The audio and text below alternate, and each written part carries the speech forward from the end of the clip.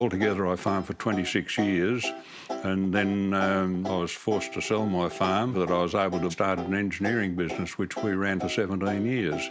And then high interest rates sort of forced me out of that, and that's when I retired from the engineering and came here. I've always, ever since I was about 14, I've wanted a banjo. And I said to my father, "Oh, buy me a banjo for Christmas, would you, Pop?" And he made some very nasty remarks about banjos because he didn't like banjos, which I won't repeat on camera. And so he bought me a button accordion. So anyway, I played the button accordion wore out 3 of them. And then when I was about 40, I decided I still wanted a banjo. So in the music shop in Tamworth, there was a banjo that was $50. And that was about all I could afford. So anyway, I bought this $50 banjo, and I quickly found out why it was a $50 banjo. And I thought, well, I can build a better one than this, so I did. And anyway, after about the 3rd banjo, and they were getting better all the time, a fellow by the name of Ian Simpson came along, and he was banjo player with a group called the Flying Emus at the time. And he says, "Can I try your 5-string banjo?"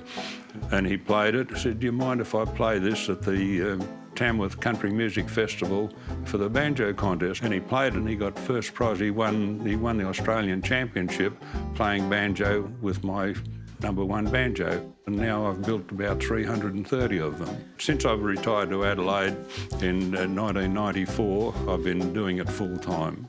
I build all my own parts, all the nuts and bolts and fancy hooks and things and tone rings. I make all those here in my own workshop. This one here, this is a part of a banjo that's in sort of semi-finished note. That's the tone ring that goes on it, and that's the decorative flange that holds the whole thing together. It's all ready to be machined up and to make whatever sort of banjo that I want. I get a lot of satisfaction. I mean, obviously with banjos, I do make some money out of it, but not enough. I couldn't live on making from banjos. I average probably about 12 a year. I've already made 8 this year. A simple banjo takes about 80 hours to build, and a fancy one will take me up to about 250 hours. And they range from banjo ukulele from about $1,450 to the cheapest one, up to a top-end banjo a bit over $5,000, but most around $2,500. So if you figure it out at an hourly rate, pays for the machinery that you see around here, and it lets me pay for my trips to go to festivals and things like that, and that's about it. My father said a long time ago, the job you're doing should be the job you do whether you got paid or not, and if you got paid, that's a bonus. I'm happy with that because it keeps me out of my wife's hair and it lets us live a happier life. I'm 82 now. If you don't keep your hands and your mind busy, so many farmers I've seen, they have no hobbies, and son or daughter will say, "Pop, it's time you retired and moved to town and took it easy." They've got nothing to do. They sit there, twiddle their thumbs. They're bored to pieces, and I've seen it too many times. And I'm determined it's not going to happen to me. And besides that, I'd just be bored to tears if I wasn't doing something.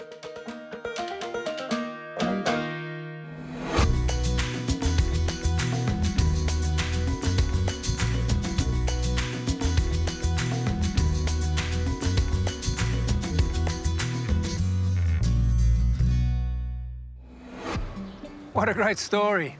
Alan Funk, a former farmer and engineer, was preparing for his retirement with a fascinating hobby, banjo making. And he's turned it into a micro-business. I hope you noticed the number plate on his van, Banjo 1. He set it up so he can live in it at music festivals where he sells his instruments. And his story may have you asking, what are you planning for your retirement? That makes him a good start to our series about retirement because we're talking about planning for retirement. And we start this episode talking about the big picture of finances. The whole business of retirement is something that people need to engage with from a pretty early age. When you get to retirement, it's nice to have several sources of income. So it's a case of starting early and applying yourself to it. A lot of people don't, unfortunately. 2 things you need to know about retirement are, firstly, that it can be the most satisfying time of your life because You are in control. I can't think of any other time in your history of your life where you're actually fully in control and you can make decisions about what you're going to do. Now, if you're a couple, you'll have to talk about it together. The other thing is, when you retire, you're actually giving yourself a gift of time. Think about it. You've now stopped work and work out how many hours you do work. Let's say it's 40 hours, but then you add on, how long does it take you to get to, say, your office or your workplace? Is it an hour a day, 2 hours a day? And then what about the things you do during the week? Maybe some emails, maybe some work at home, whatever. Add that up, and that's a significant amount of time. What are you going to do with that? You have the time, you have the freedom. That's why it's a great time of life. I think the best thing to do when you're thinking about a retirement plan is to think about what you're going to be doing, then who you're going to be doing it with, and then where you're going to be doing it. Too many people just focus on how much money they need. I think health is probably the priority.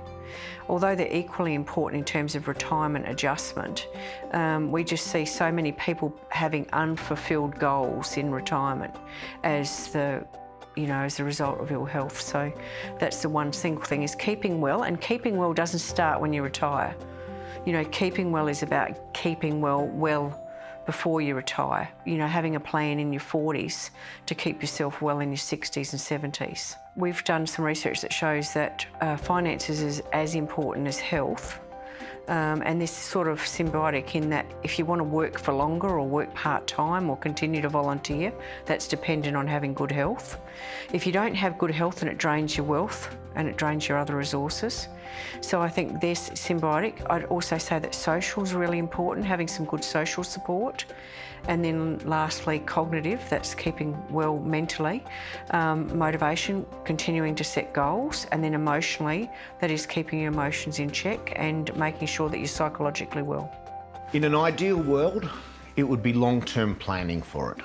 Not only the financial planning, but the life planning. I think the number one factor that a balanced retirement is predicated on is having good health. And as our bodies age, that is not necessarily something we can take for granted.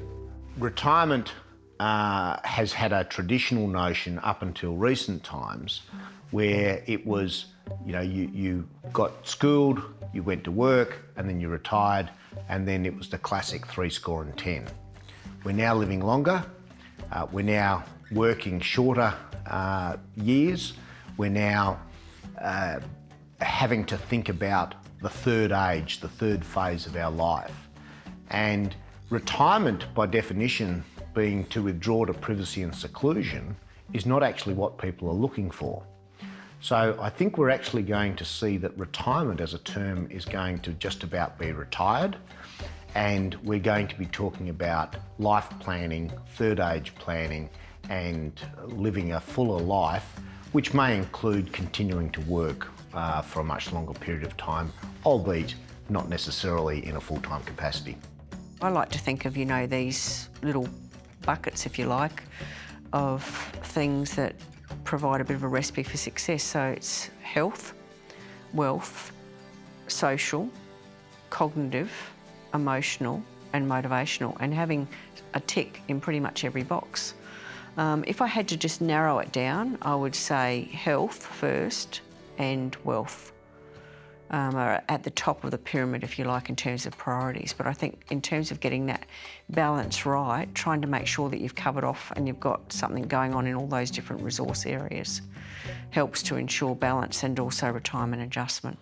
One of the big messages you'll get from this series is that the best way to prepare for retirement is to take a whole-of-life approach. Health is important, as is finances. Then there is social, keeping your brain active, your emotional life, and being motivated. They're all important. It's easy to be so busy focusing on one part of the picture that the other areas of life can begin to suffer. But now's the time to work on them. That's before retirement, so that you take them with you into retirement. The first part of any plan is a budget. You've got to do a budget on how much it's going to cost you to live. And that is the starting point of financial planning, because the financial planner sits down and says, where are we now and where do we want to get to? Because retirement's a journey, it's not a destination, it's a whole journey. And I think retirement is best done in phases. People have, let's say you retire at 65. The first 10 years will be very different to the next 10 years for all sorts of reasons. Circumstances change, your health may deteriorate. There's a whole lot of things that can happen, so you plan in phases. I don't believe I can plan any more than 5 years out because I can't see what's over the horizon. I've got an idea, but I don't know. When we look at life, we go through various stages, and when you look back, you can see them. And when we get to what could last for 30 years, we don't look at that as stages, but just look at it as one blank, in a sense. Here's the best secret I've learned as I've talked to people. Plan instead for the half, the 1 and the 5 year period, because that's much easier. Now, the first 6 months, easy. You could probably do that with your eyes shut, because 6 months, you know, it's like taking the holiday, it's like doing some refurbishment around the house, that kind of thing. But what about the first year? And then 5 years away, what plans do you have for that? And by the way, at the end of every year, you can say, okay, let's look at the next year and the next 5 years. So you're continually planning for the future. A lot of people leave work rather than go to retirement. It's sort of they're moving away from something but not necessarily moving to something. Thinking about what you'll do is a big help, visualising it, and maybe getting involved in activities that might be of interest before you actually retire. So, you know, if you're interested in dogs, you might join a dog club, or, you know, get involved in the local men's shed, or do some volunteer work and sort of dip your toe in the water. And if that's something that appeals to you, as your work hours reduce, you can increase your time doing those sorts of things. A lot of people treat retirement as if it's like another holiday rather than a major life change. Of course, you can create a list of things to do, and that can include a holiday. But after a few months, it's all done. And the question is, what now? The truth is, our whole life comes in stages. Considering the length of the retirement phase, it makes sense to have some plans. What do you do on your weekends? What do you do for fun? You know, do you travel? So I'd probably try and prompt you to talk about yourself a lot more. And you might end up saying, oh, actually, I've got a real interest in model trains. I love that. That's a hobby I've had for 30 years. I really like it.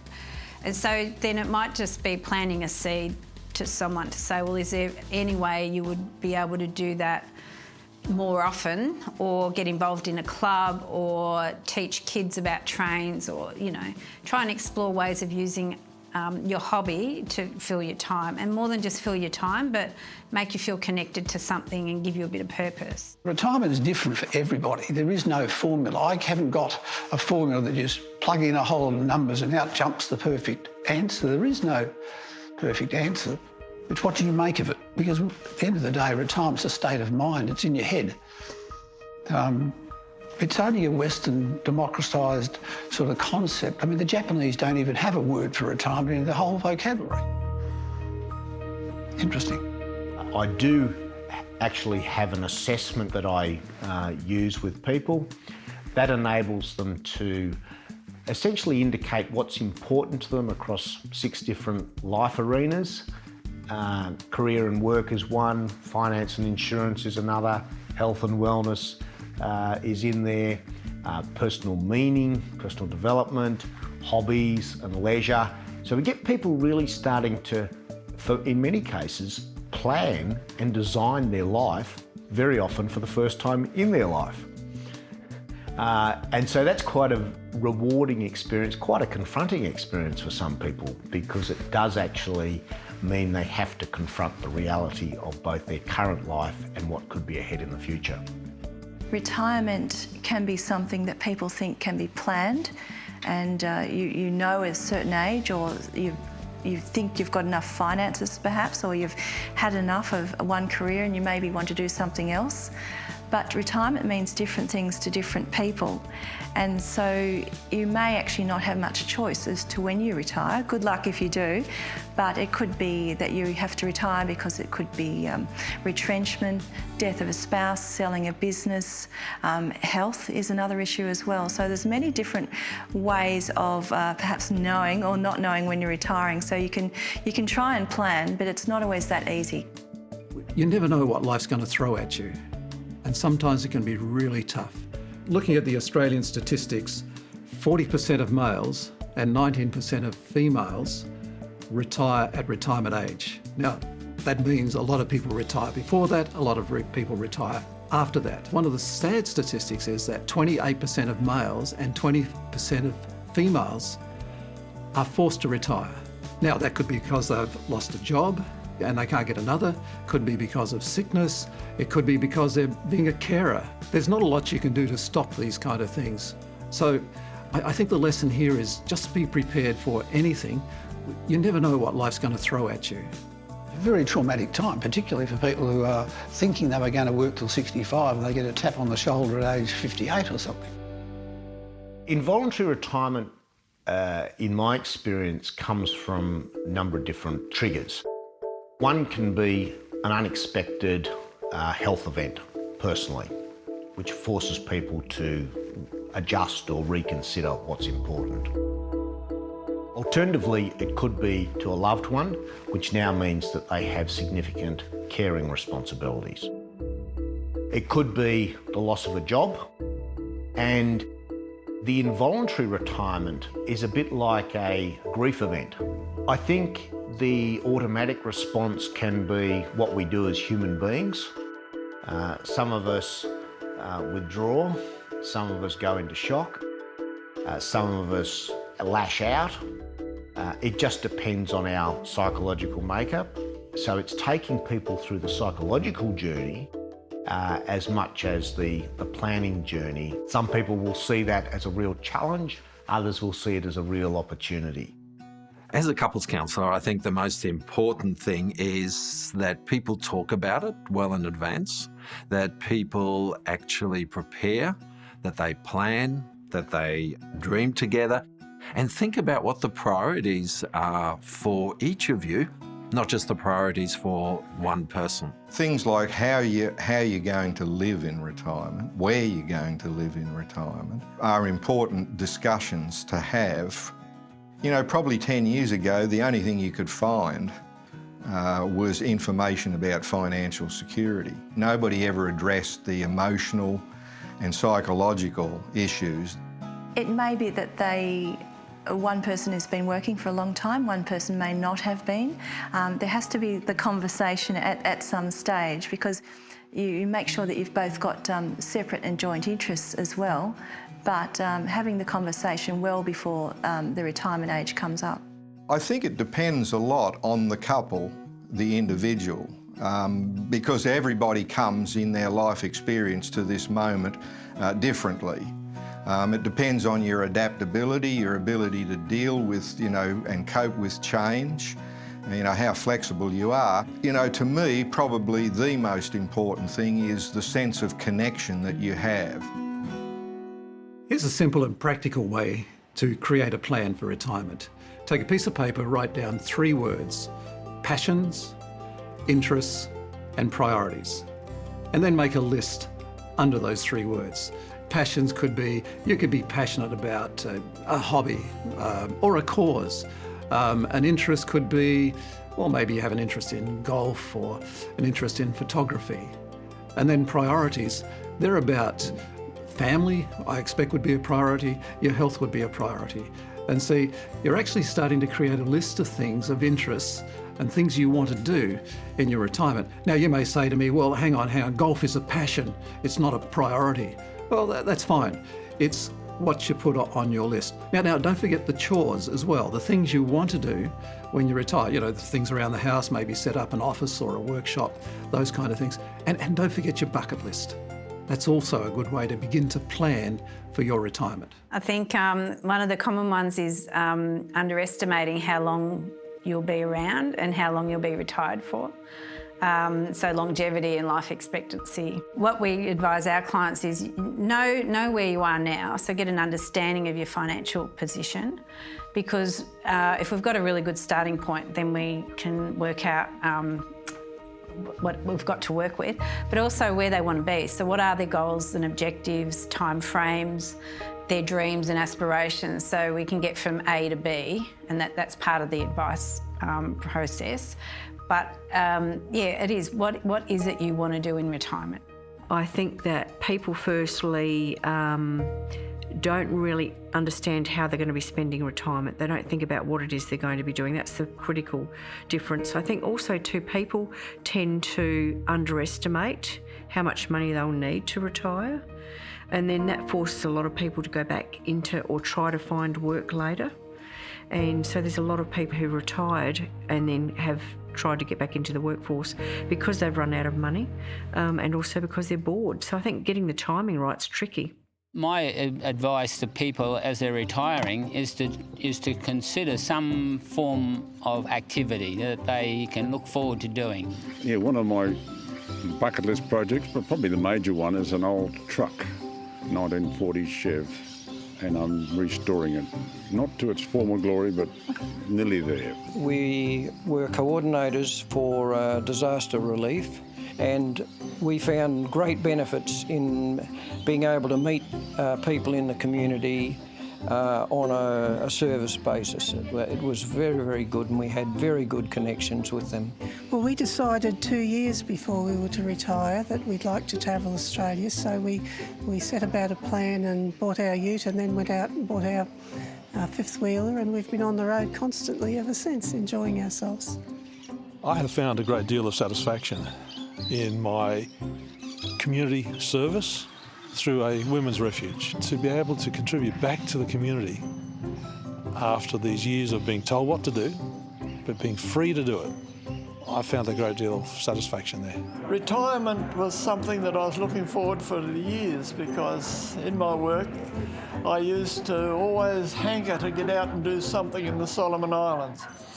In fact, I was born there.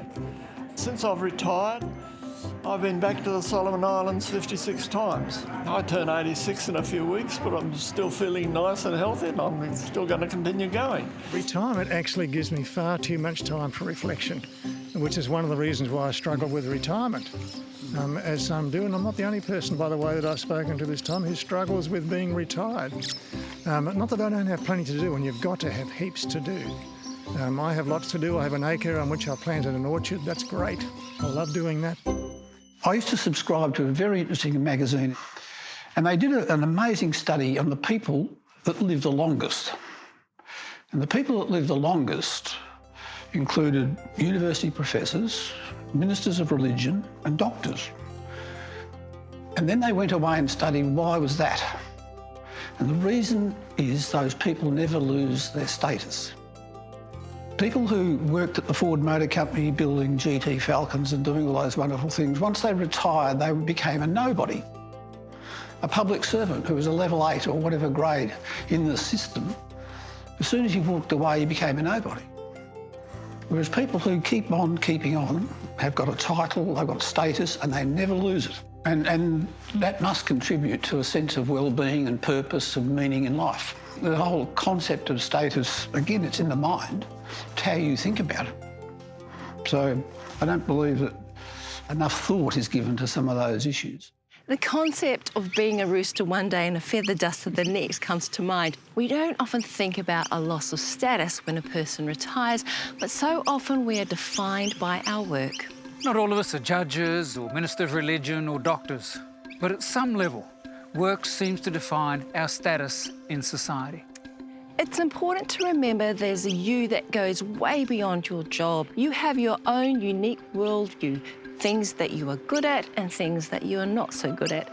What you do to engage with the community around you, what you do for fun, what you believe in, what and who you are. So when people ask you, what do you do? Start thinking outside your work or career. If you start thinking of yourself as more than your job before you retire, it'll make the transition a whole lot easier. People need to start thinking about it in their 40s and start thinking how will they be spending their time, who they'll be spending their time with, what they'll be doing on a daily basis, and stop parking up some of that stuff for, you know, the next part of their life and start doing more of it now. So gradually making that transition seems to be an easier way for people to adjust than going cold and then having to make massive life changes. I think best advice around retirement is to start thinking about it early, even if you don't need to do anything about it, but just start thinking and having a vision of what you might be doing in retirement, because you've got to fill a lot of time. And that's really important because the first 6 months of retirement, where people have just gone from working full-time to not working, can be filled up with doing things around the house, having a trip, updating a car, seeing people, doing things. And then after about 6 months, it's kind of, well, what can I do now? So I think trying to picture yourself in retirement is really important. And then from a financial perspective, we can put numbers around that and see if it's viable. Best advice, I think best suggestion would be that people need to plan and plan well ahead, and talk to a lot of people as well, and also work out what their concept of retirement is, because as I said, retirement means different things to different people. Keep yourself well. What's best for you mightn't be best for me. There's no universal best. I dare say you've got to keep on asking questions. You have to educate yourself. No matter what our situation might be, here are a few easy things we can do to put ourselves in a better position for retirement. First, start thinking about retirement early, even if you haven't figured out what you're going to be doing. Thinking about it will help clarify your plans and try to gain a vision of what you might do with all that time you've gifted yourself. And then there's the concept of thinking beyond the first 6 months. Think about what the first year will look like, and then the first 5 years. Then we need to remember to keep ourselves well. The best laid plans with endless amounts of money aren't much good if we aren't well enough to enjoy it. Retirement is not the end of the journey. It can be one of the biggest adventures of life if we're open to it. I've been so lucky to meet so many wonderful people in their so-called retirement doing amazing things, whether it's, volunteering, whether it's working part-time. I met a couple, for example, that ran an airport on the Nullarbor plain. I think it was 3 or 6 months, and they just happened to cross that when they were doing their lap of Australia in their caravan. And, I think he was a fireman, and she had an admin background, so they used to just do that for say, 6 months of the year. They met people. There was one of the busiest airports in Australia, would you believe, for small planes. And you've got all the most amazing people that, volunteer, whether it's for, the World War I monuments, or it could be helping Vietnam veterans. It could be in Rotary, could be in Lions. There are just so many wonderful people doing things out there. It's important to note that one person's adventure might seem like another's nightmare, but opportunities can present itself in so many different ways if we're open to them. Whether it's managing an airport in the middle of the desert, or looking after a grandchild, or spontaneously joining a friend's holiday. Sometimes we have to lay our plans aside and just enjoy the ride. Be adventurous with your planning and look for opportunities that may be there in retirement. Grasp onto them. Good point. Thank you. And there's an opportunity you can grasp when we return with the next episode of Retirement Ready. That's when we'll be taking a close look at finances and retirement. We hope you can join us then.